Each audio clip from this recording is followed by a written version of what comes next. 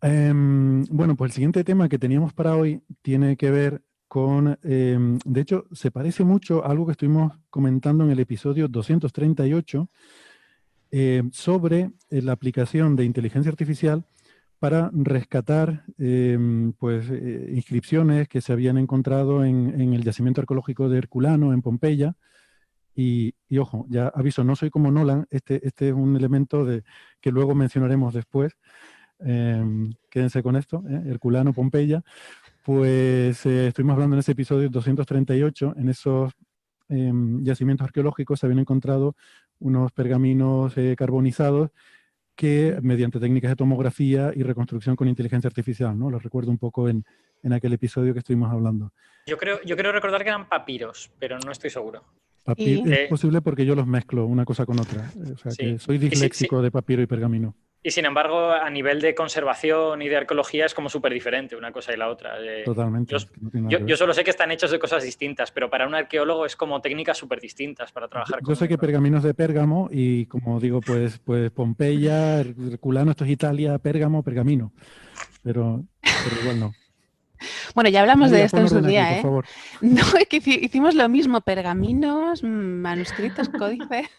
Exacto. Pero aquel trabajo era doble, era un problema doble, porque primero había que reconocer las imágenes porque estaban enrollados y carbonizados. Entonces eran como muchas páginas, una encima de otra, y había primero Había que hacer una tomografía tridimensional, ¿verdad?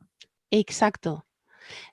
Primero, reconocer la imagen, o sea, qué tipo de caracteres podía haber, hacer una predicción de imagen antes y después, y luego ya pasarle la herramienta del procesamiento del lenguaje natural para poder hacer las predicciones lingüísticas. O sea, eso todavía sigue en marcha.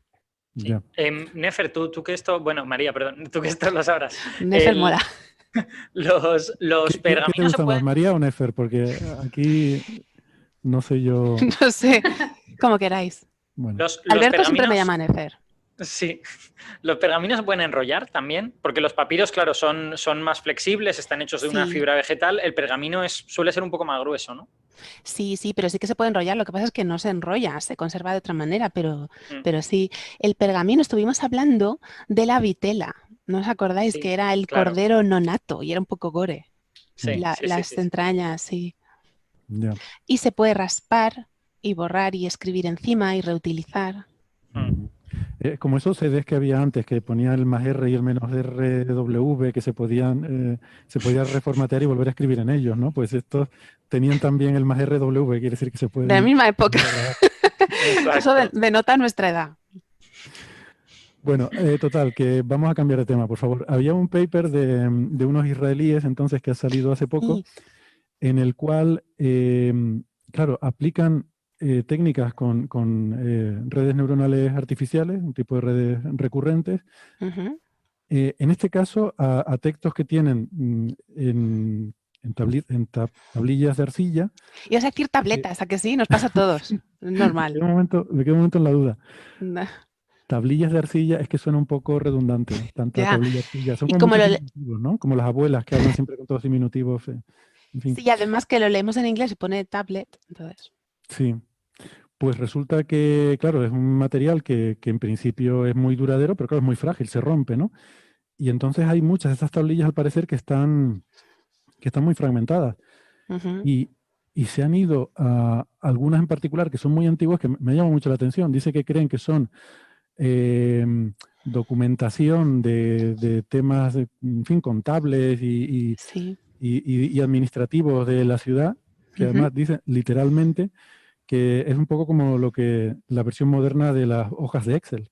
Sí. Sí, son documentos administrativos, contables, de gestión, porque lo primero que tenemos que decir es que empieza súper bien el artículo, porque habla de las tablillas incisas en cuneiforme, pero no dice que está leyendo ni descifrando cuneiforme. Y habla de que el cuneiforme es un sistema de escritura que utilizaron diferentes lenguas en Mesopotamia, y eso siempre me gusta recalcarlo, pero cuando vemos en una película que está leyendo cuneiforme, eso no se puede leer, ¿sabes? Es un sistema de escritura, y aquí usa las babilonias porque dice que el acadio, es que los babilonios son acadios. Todo empieza en Sumer, para empezar. El sistema de escritura cuneiforme lo inventaron los sumerios, pero luego los acadios, que son unas tribus semíticas que entraron en el territorio, vieron que ese sistema era bueno y lo adoptaron para su lengua. Pero gracias a eso, el sistema evolucionó porque son dos lenguas de familias completamente distintas. El sumerio no tiene familia, es aglutinante, y el acadio es una lengua semita, entonces tiene raíces de 3 consonantes. Y al necesitar... Una pregunta, te voy a interrumpir, perdona. Sí, porque me pongo aquí sumerio. No, simplemente, ¿hasta cuándo se usó el sumerio? Porque luego todos los pueblos que vivieron en ese lugar fueron pueblos semíticos en realidad, y yo entiendo que el sumerio se dejó de usar en un momento dado, pero no sé cuándo. Pues sí, hacia el 2000. Los 2000 son los fines del mundo. 2000, fin del imperio sumerio, fin del mundo. Vale. La supremacía de los acadios. 2000 eso coincide... El 2000 coincide con la tercera dinastía de Ur, ¿puede ser? Sí, y además hablamos también en otro episodio que os reísteis mucho de mí, con los amorreos y amoritas, que fueron los que expandieron el sistema. Bueno, sí, pero toda Mesopotamia. Pero normal, ¿no? Ya. Bueno, el caso es que en este artículo utiliza estas tablillas y dice que el acadio era la lengua que tuvo más peso en Mesopotamia. La más importante es una lengua, porque el sumerio se dejó de hablar, se mantuvo como lengua de cultura, sobre todo por el sistema de escritura, era como una lengua franca, pero esto os lo tengo que contar, aunque sea de lengua, porque si no, no se puede descifrar ni comprender estas escrituras. O sea, un símbolo sumerio, pongamos la estrella, creo que he puesto este ejemplo alguna vez, una estrella cuneiforme, si yo soy sumeria, lo leo y para mí veo esa estrella, yo pienso que significa, depende de dónde esté, necesitamos unos determinativos y una posición en la oración, depende de lo que tenga antes y lo que tenga después, pues puedo leerlo como Dios, que significa Dios, que sería Dingir, o puedo leerlo como que significa cielo, que en ese caso es An, ¿vale? Pero si yo soy a Babilonia, porque lo que decía antes, el acadio se divide en dos, en asirios y babilonios. Fue el programa de asirios, por eso os reíais tanto de mí y de que los asirios eran los no sirios. Sí, pero ese fue otro. Ese fue otro programa, sí. Pero hablé un poquito de esto. El caso es que esa misma estrella, si yo soy Babilonia, la voy a pronunciar como Ilu, que Ilu sería el cielo y Shamu el dios. Bueno, quizás al revés, ¿eh? Me suelo confundir con el dios y el cielo en acadio, perdonad. Sí, como yo con los papiros y los pergaminos.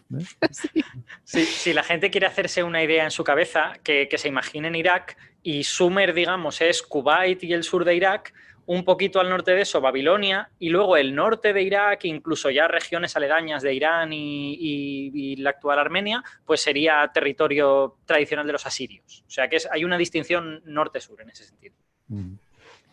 Sí que, ¿por qué os cuento todo esto? Porque la escritura, para poder leerla, primero tienes que conocer un poco esas lenguas, y es lo que dicen ellos en este artículo. Primero está financiado, está apoyado por el Ministerio de Ciencia y Tecnología de Israel, que me lo ha apuntado, que me dice siempre Héctor que me apunte estas cosas, y luego me quedo ahí, no sé dónde estaba.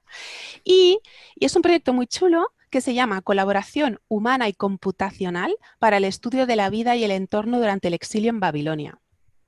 ¡Ay, la leche! ¡Qué cosa! Sí, porque de Israel, bueno. Y empieza... Dime. De dónde viene el interés en este tipo de estudios. Claro. Es curioso cómo los gobiernos en general, y en este caso el israelita, pero todos, tienen que encontrar un motivo egoísta para las cosas. No pueden estudiarlo porque Babilonia es interesante. No. Tiene que ser porque tiene que ver con... Es que de verdad, la gente a veces un poquito... Bueno, pues aparte de empezar muy bien haciendo esta distinción de lenguas y escrituras, dice que la mayoría de la información que tenemos de la antigüedad está en estas tablillas, que están, como decías tú, Héctor, pues rotas, fragmentadas, y no podemos recuperar esa información. ¿Por qué documentos administrativos? Porque los documentos literarios o religiosos tienen un estilo... Vamos a ver. Estamos diciendo que son documentos administrativos contables, que están rotos y fragmentados. O sea, ¿podemos asumir que eso ha sido natural y no intencionado? Sí, Puede natural. ser como pasa a veces que se destruyen documentos contables, discos duros, o sea, que entró alguien con un martillo. O sea, tú imagínate que empezamos a reconstruir esto con la red neuronal y aparece que es una contabilidad B, por ejemplo. Claro, todo esto habrá prescrito ya, supongo. Habrá que llevarlo al Congreso. ¿Qué? No, pero está Habrá que prescrito. llevarlo al Congreso, vamos. Yo tengo la sensación de que en esa época, digamos, era menos importante este tipo de testimonios porque, digamos, que ibas directamente y matabas a la persona que te acusaba. O sea, el rollo de las pruebas físicas era como Bueno, menos relevante. Si mentías, Bueno, no, un no hay que, castigo era romperte los dientes con un ladrillo. Eso es así. no hay que subestimar el nivel de civilización sobre todo de estas culturas grandes antiguas, ¿no? Que a veces nos sorprendería. Creo que de hecho una de las inscripciones más antiguas del mundo, aunque esto puede que sea leyenda urbana, pero creo que no, porque lo vi en algún momento en la Wikipedia, y, pero puede que no esté actualizado, ¿no? Que una de las inscripciones más antiguas que se conservan es precisamente quejándose del nivel de corrupción y Del de... cobre. Del Sí, cobre, de una partida de cobre que habían pagado más, ¿no? Y le habían dado menos le habían engañado en el peso. Sí, sí, claro. Es Una que tablilla. piensa que el origen de la escritura está súper relacionado con el comercio, los asuntos contables, o sea que es hasta cierto punto hasta normal que ese tipo de cosas aparezcan, sean de las más antiguas. bueno, total, que Bueno, están fragmentadas las es que están tablillas. fragmentadas todas, ¿eh? No solo las contables. Lo que pasa es que los textos literarios, o sea, las tablillas que tienen textos literarios, aunque están fragmentadas, se puede recuperar porque se repiten. Primero se hacen copias, porque son como libros, y luego tienen un estilo narrativo que hemos heredado luego en la épica homérica, que cuando hay un diálogo se repiten exactamente las mismas palabras. O sea, el dios tal le dice a este guerrero que le construya un templo y le haga una ofrenda, y cuando él lo transmite, repite las mismas palabras exactamente. No hace estilo en directo, o sea, repite lo mismo. Y gracias a ello, pues, de esa tablilla tenemos esta parte y de esta otra y las podemos juntar. Problema, los textos administrativos de los que trata este artículo, pues al no ser literarios no tienen ese estilo, no se repiten, no se duplican tanto, pero son textos encontrados en templos.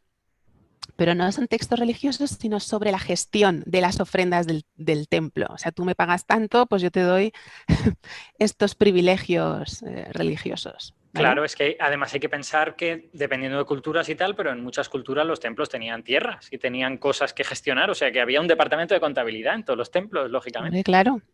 Y los sacerdotes de toda la vida de esos templos gestionaban muchísimas riquezas. Eran, en según qué culturas eran casi más gestores que figuras religiosas. Y una pregunta. Mira qué le pasó a... Por ejemplo, temas de participaciones en ritos también a lo mejor tenían información. Claro, claro, claro.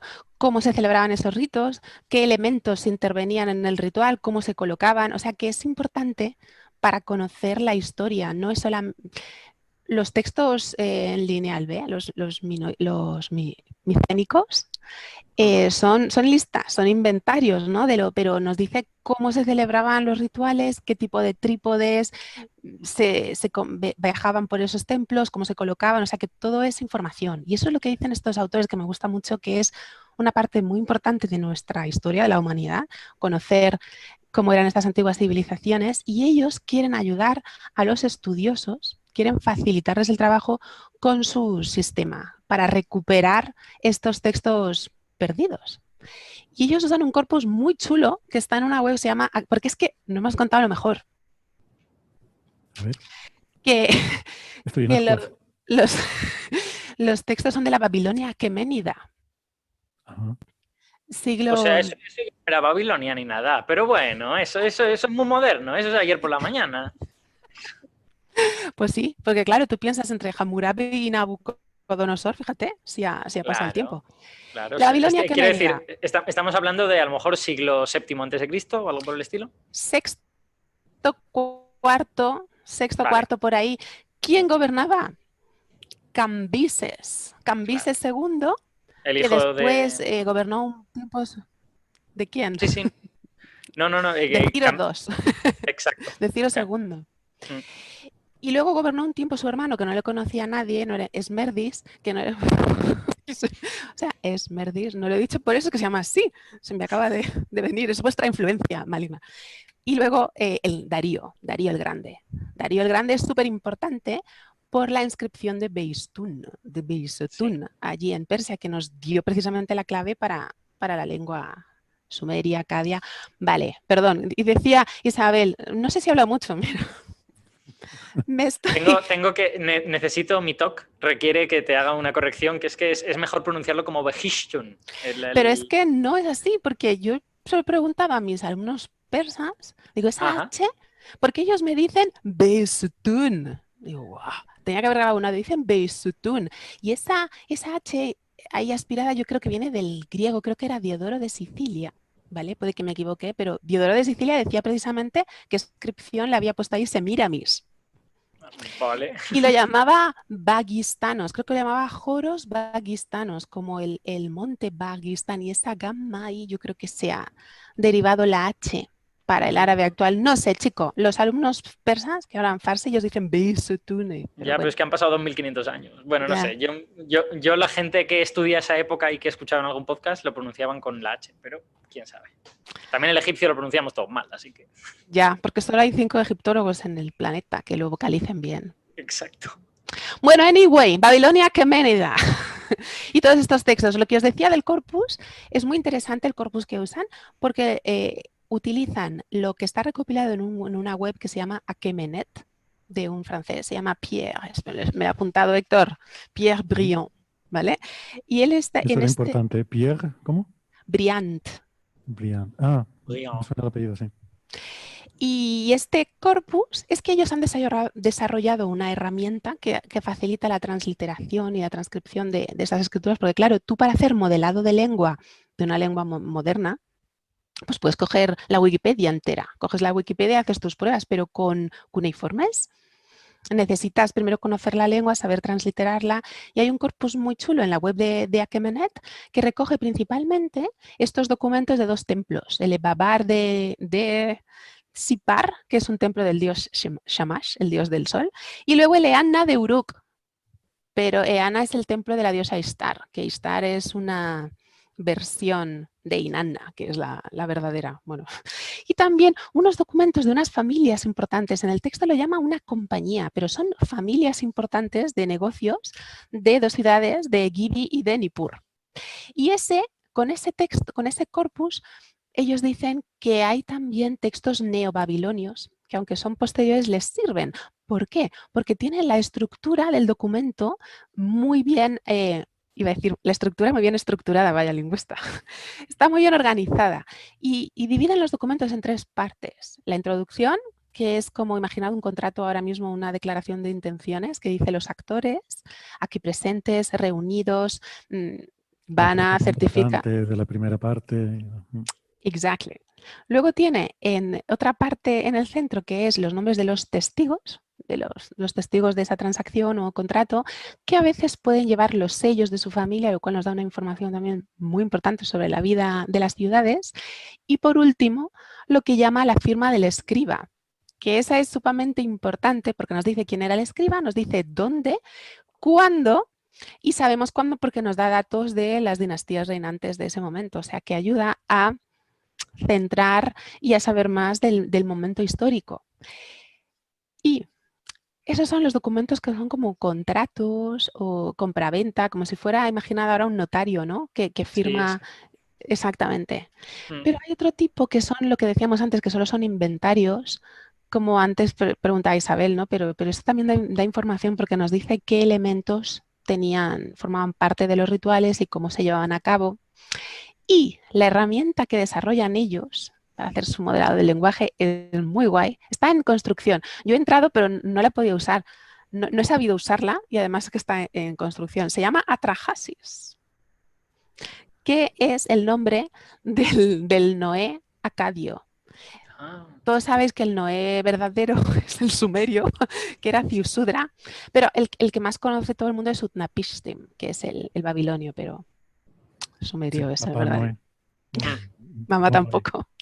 Entonces, ¿qué hacen ellos? Pues intentar reconstruir estos fragmentos perdidos, puesto que no hay copias, al no tratarse de textos literarios, como hemos dicho antes, y tienen unas redes neuronales recurrentes.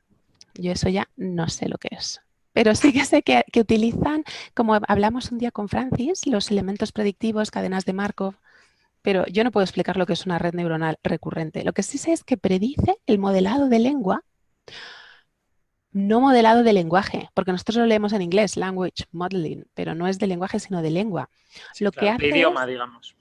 exacto, lo que hace es, dada una secuencia de palabras, predice las, bueno, palabras, una secuencia de signos, que pueden ser una oración entera o palabras, y les asigna un valor numérico y predice lo que hay, puede venir antes y después, pero hablando de esto, se me olvidó decir algo que es muy importante, que hace falta saber la lengua para la tokenización. Tokenizar es el proceso automático para asignar un valor a cada elemento. Yo siempre me confundo y siempre me lío con token y tipo, ¿vale? Tipo y token. Yo sé que en la frase The Lord of the Rings hay dos the, entonces son dos tokens y un tipo, ¿no? Es Hay un Tolkien, pero no sé si tiene que ver con lo que estás ¡Ostras! ¿Habré diciendo. cogido el ejemplo por eso? Porque me ha sonado token Tolkien. Pues ahí se repite dos veces D, es el tipo D, pero lo vemos como números. Si fueran números y vemos el 6 repetido 3 veces, ¿no? Es un tipo y 3 tokens. Pero eso Francis es el que lo sabe explicar bien, porque yo me lío mucho aquí. ¿No? Mira qué cara me ha Bueno, puesto. no, bueno, en informática el concepto de token es una especie de elemento que se intercambia, un elemento, no sé, en lingüística el detalle a que llamáis token, ¿no? En informática diferenciamos entre tipo y token como cosas muy diferentes, ¿no? Cuando tú haces una comunicación de datos entre dos agentes, por ejemplo, cuando transmites datos desde dos teléfonos móviles o desde dos ordenadores, etcétera, la información está tokenizada, está dividida en tokens. Ahora, si ese es exactamente el mismo uso en lingüística, es que no lo sé. No sé si el sentido es exactamente el mismo. Lo que sí que tiene que ser es para hacer la predicción, ¿no? Para En categorizar cada elemento. informática el token es algo identificado, ¿vale? Es un trozo de información que tiene un identificador que dice el origen y el destino, ¿no? Entonces, por ejemplo, cuando metes por internet paquetes, cuando metes trozos de información, siempre tienes que indicar con un token quién envió esa información y quién lo va a recibir, porque mucha gente puede confluir en el mismo canal.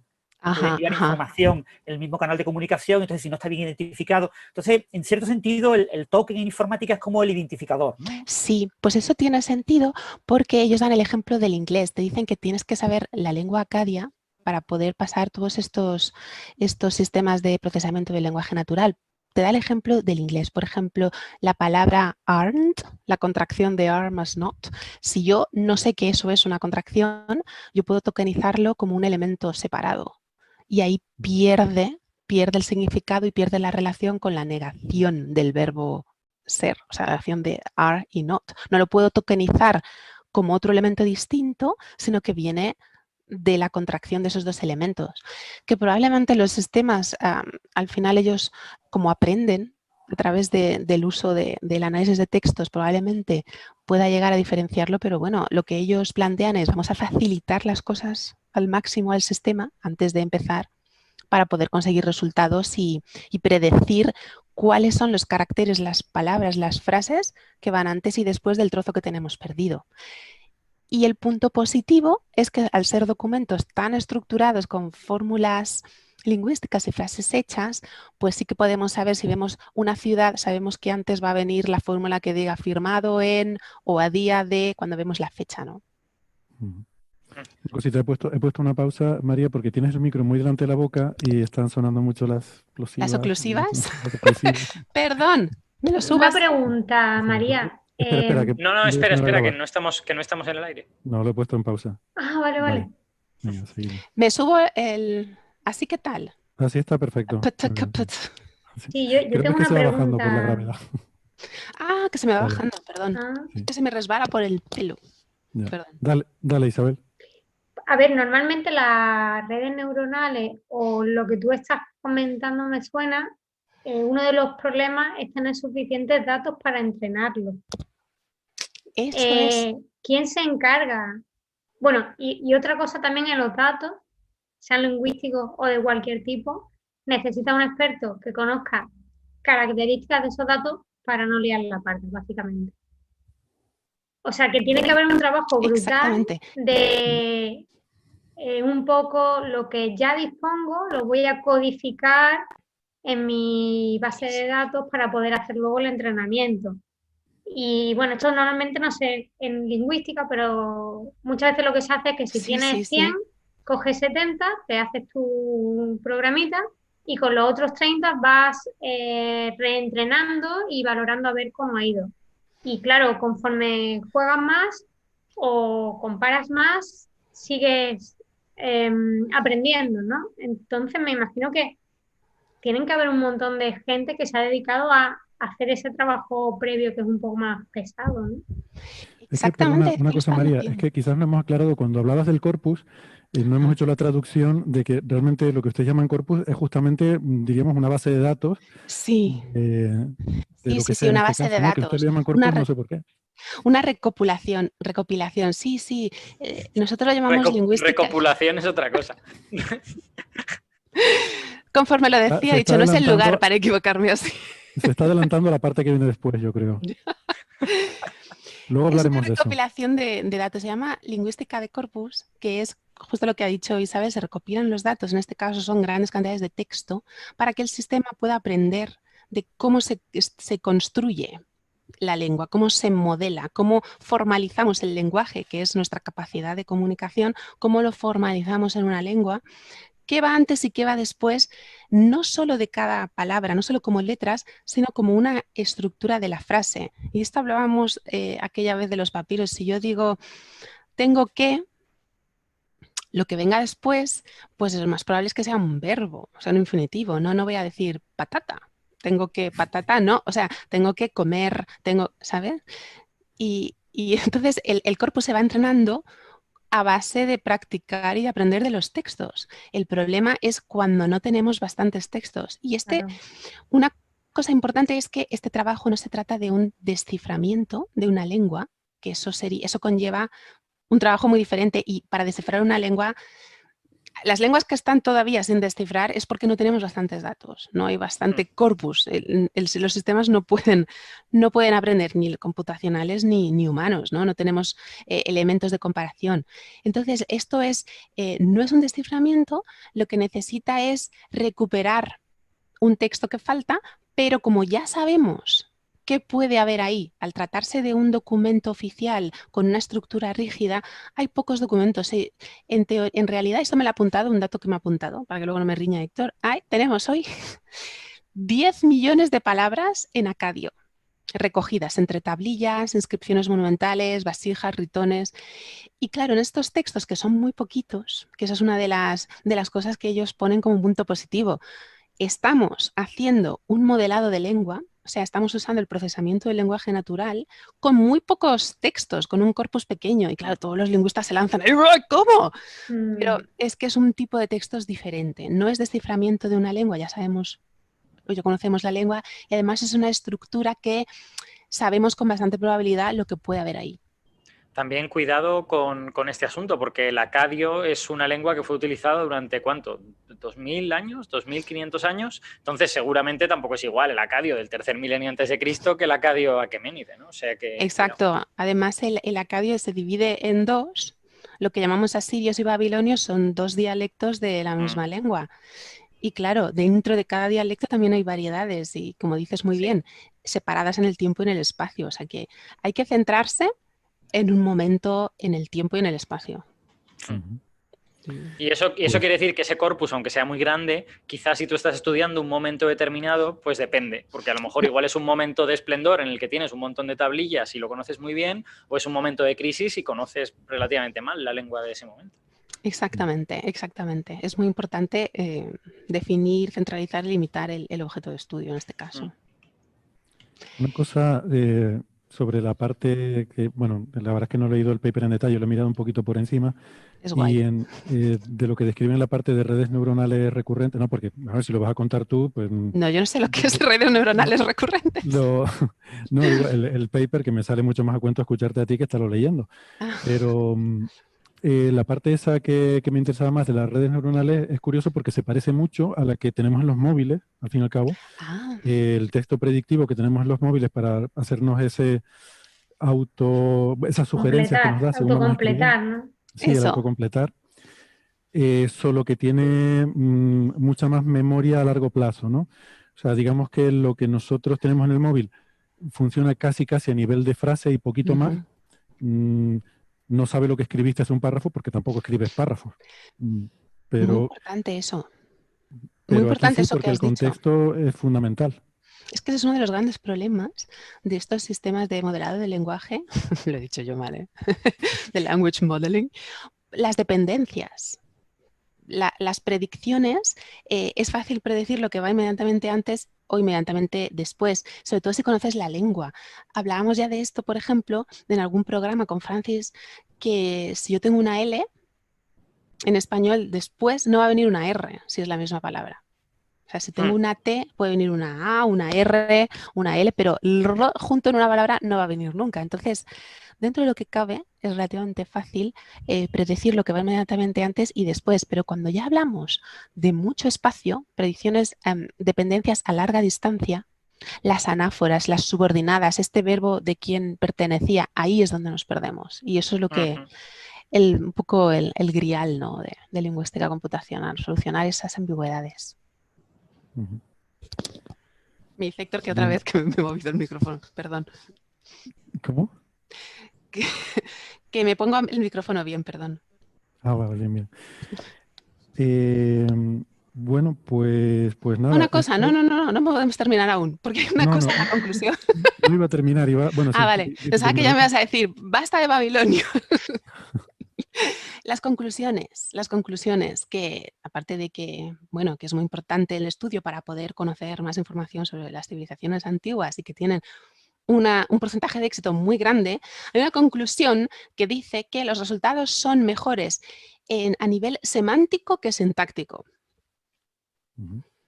Y eso es lo que hablábamos antes, fuera de antena, Isabel y yo, que es un lujo estar aquí contigo en persona, bueno, en persona virtual, que en realidad, como no es un desciframiento, no está buscando la estructura de la lengua y tampoco se puede sacar estructuras muy distintas en este tipo de textos que ya hemos dicho que tienen unas frases hechas y unas fórmulas que no van a cambiar. Y lo que quería decir es que tú no puedes aprender una lengua extranjera aprendiéndote solo palabras. Una lista de vocabulario, así como empezamos todos a aprender un idioma, te aprendes unas palabras, pero luego el ponerlas juntas es el problema, ¿no? Y en este caso, al no tratarse de un desciframiento, ya saben cómo se ponen juntas. Entonces es un problema menor. Por eso lo que buscan son expresiones idiomáticas. Yo tengo una pregunta, María. Se ha medio colgado durante un momento, pero creo que has vuelto. Vale. Yo tengo una pregunta, que es la siguiente. En estos textos están llenos de información, en el sentido de, vale, sí puede que la estructura sea siempre la misma, pero es fulanito que trabaja en Kadesh le presta no sé cuántos kilos de, no sé, trigo a menganito que trabaja en no sé dónde. Entonces, mi pregunta es, ¿qué tipo de aportación pueden hacer estas redes? Porque esa información obviamente está perdida para siempre. O sea, quiero decir, si no está el nombre de no sé quién, o no está el nombre de la ciudad donde trabaja, o no está el nombre de cuántos kilos de trigo le está prestando, eso la red neuronal no lo puede sacar, porque la red neuronal no es magia. Entonces, realmente, ¿para qué es interesante esta red de neuronales? Porque toda esa información, lógicamente, está perdida si no está en la tablilla. Sí, como dices tú muy bien, si no está la fecha o el lugar, que es uno de los puntos clave de esas tres partes en las que está estructurado el documento, no se puede adivinar. Se puede ir relacionando la información con lo que va antes y va después. Por ejemplo, si no sabemos cuándo, pero nos habla de un rey más abajo, pues puedes imaginar qué tipo de ciudad sería. Y puedes ir hacia atrás y ver si en las ranuritas que ocuparían esos caracteres si cuadra a modo de crucigrama o sopa de letras. Y relacionar pues los contextos. Si hay un tipo de objeto ritual, sabemos que se celebraba en tal sitio, en tal lugar, ir recomponiendo. A lo mejor lo que encuentro en una tablilla no me dice nada, pero en otra tengo la otra palabra que juntas, tenet. Vale. O sea, yo me imagino que esto será un poco como... Yo voy a hablar de datos, no de lengua, pero como cuando haces clustering de datos, que tienes información en tantas, digamos, dimensiones que no lo vas a poder visualizar, o Eso es. tienes información de tantos aspectos diferentes que no los vas a poder tú juntar, pero una red neuronal sí que es capaz de hacer esas agrupaciones. Estoy pensando en edad, ¿vale? Pero las agrupaciones, por ejemplo, en años, pues este es el clúster de este año, este es el clúster del otro año. Y a lo mejor hay elementos comunes que a simple vista o leyendo con profundidad no lo puedes reconocer, sin embargo, una red neuronal puede identificar que este elemento pertenece a este clúster, que está etiquetado con esta edad y, bueno, a lo mejor por ahí van los tiros. Pero al final, Sí, sí. si haces datos de redes neuronales, vas a necesitar tener al menos alguna información que te permita, suficiente información De que te permita entrenamiento. crear estos clústeres. Sí, poder interpretarlos. Sí que es verdad volviendo- que si te puede, perdona Héctor, un Sí, momentín sí. solo. Si te puede dar esa información, eso sí que es relevante, porque imagínate que te dice, durante el reinado del rey no sé quién, hubo mucho comercio con trigo, mientras que en el rey siguiente el trigo desaparece y se comercia con no sé qué. Eso puede ser información importante para un historiador. Es que iba a decir que, bueno, de hecho, sobre tu pregunta anterior, pero que también tiene que ver con esto, tu pregunta anterior, Alberto, que si miras en las conclusiones del paper, una cosa que dicen es, dice, este trabajo utiliza textos digitalizados disponibles para entrenar el modelo, para restaurar documentos de economía diaria y administrativos del Imperio Persa de los siglos VI al IV antes de Cristo. Y luego dice, a medida que la cantidad de textos digitalizados crezca, el modelo se puede entrenar para Eso es. restaurar textos dañados que pertenezcan a otros géneros, como textos científicos o literarios. Sí, Así que te pone ahí también un poco la zanahoria, ¿no? sí. Ya. de hacer Nos dice que teaching, es muy ¿no? importante y que hay que seguir apoyando. Mm. Es que es No, verdad. hombre, está claro que se está empezando en todas estas cosas, ¿no? Yo lo que quería poner de relieve es el punto de que hay información que se pierde y que es irrecuperable, ¿no? Que Sí. si tú lo que quieres saber es realmente cuántos kilos de no sé qué le vendió no sé quién Eso y no eso no está, existe. pues eso no está y se acabó. Bueno, a Sí, lo pero lo mejor que lo puedas que tú dices, recuperar, por el tamaño, ¿no? Por el número de caracteres, pues igual ahí se puede inferir algo. pero que de la que puedas recuperar, pues puedes recuperar algo, ¿no? Ujú. O sea, que es de lo que al final se trata, supongo.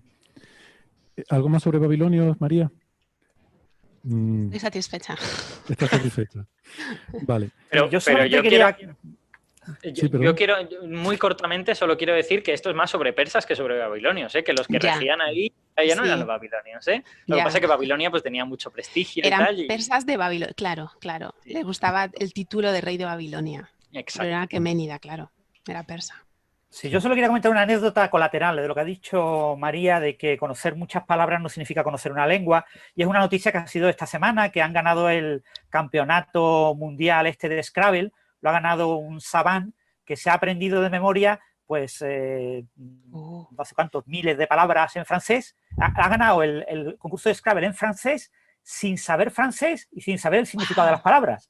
Solamente se ha Wow. estudiado un diccionario, se ha estudiado las palabras y solo conoce las palabras y con eso gana el concurso de Scrabble. Madre mía. Claro.